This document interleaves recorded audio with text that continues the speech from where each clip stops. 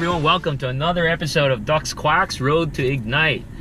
Seth, it's kind of hot for Seattle. Yeah, and not only that, but it's been kind of smoky. Apparently there's some fire in Canada or something.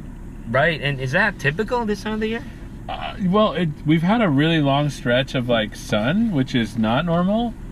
But I think the weather was like, oh, we're gonna be nice, but we're gonna put some smokiness in there because we can't have it too bright. It's Seattle after all. And not everybody has AC here, right? I don't. It's hot.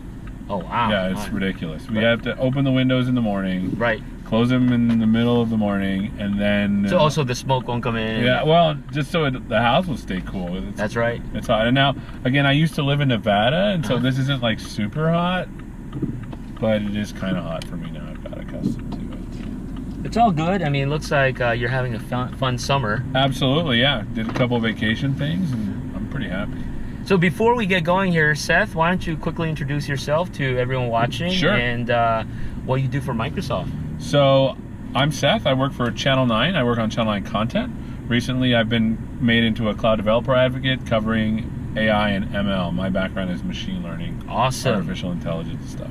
Channel 9, man, Yeah. That's like the go-to place for, at least for me and everybody I know in my company. I hope so. I mean, we do our best to make good developer content. Our content's mostly focused on technical types, and so we try not to be overproduced. We literally get in there in one take, are like, hey, talk about product X, or tell us about how product Y works, or tell us about Z, and that's what we do. We really try to be authentic voice for developers. So how long have you been doing this? So really only 2 years. I started in February, 2 Februarys ago.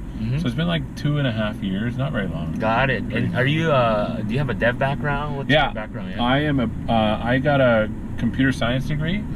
I did research in NLP, machine translation. Wow.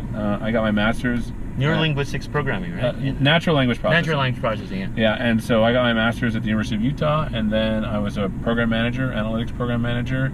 I was a senior dev before that, and then I got hired here at Microsoft to do Channel 9 stuff. Yeah. So in your vast experience, what are your observations with dev and how things are changing, especially with the onset of an evolution of the cloud?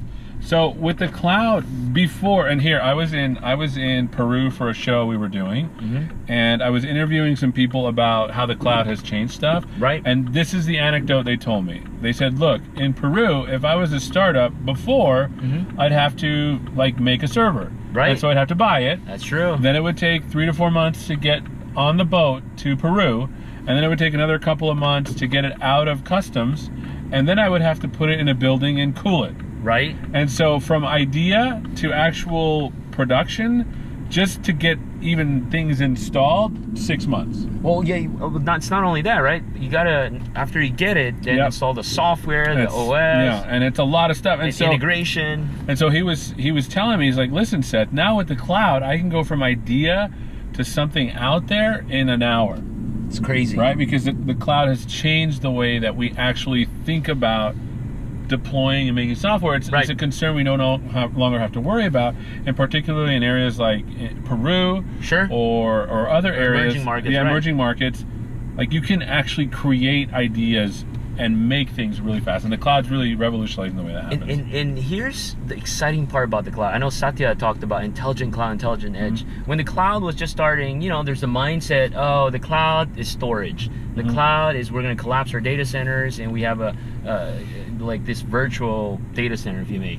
But then beyond storage, beyond compute, all these advanced workloads. You talk about AI and ML, there's no way I could do it on-prem. There's just no way. No, well, and my particular passion is machine learning and AI.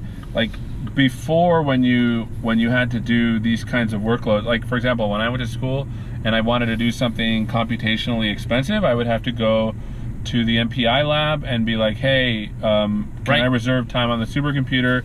And since I was like new there, I'd be like, yeah, you could do it at 2 in the morning for an hour. And it's just like, hey, and whatever you do, it's nowhere near what you could do today. No. And so now I can actually stand up like a huge machine with like really powerful GPUs and do some amazing things and just tear it down when I'm done.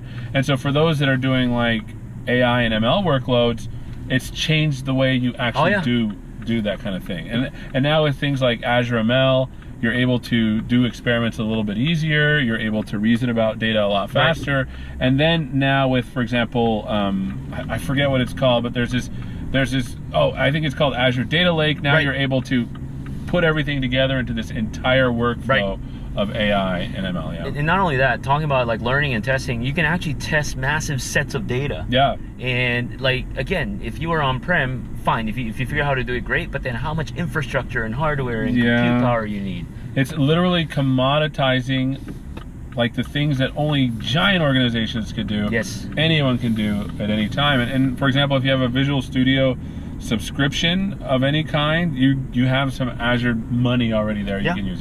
Well, and then Microsoft encourages this too. Like, there's a lot of great programs. You know, there's programs for startups, there's programs for nonprofit. That's or right. even you look at the community, right? The MVP ecosystem. A lot of the devs have access to these technology, and like you said, in an hour or two, you may be able to create something phenomenal that you couldn't before.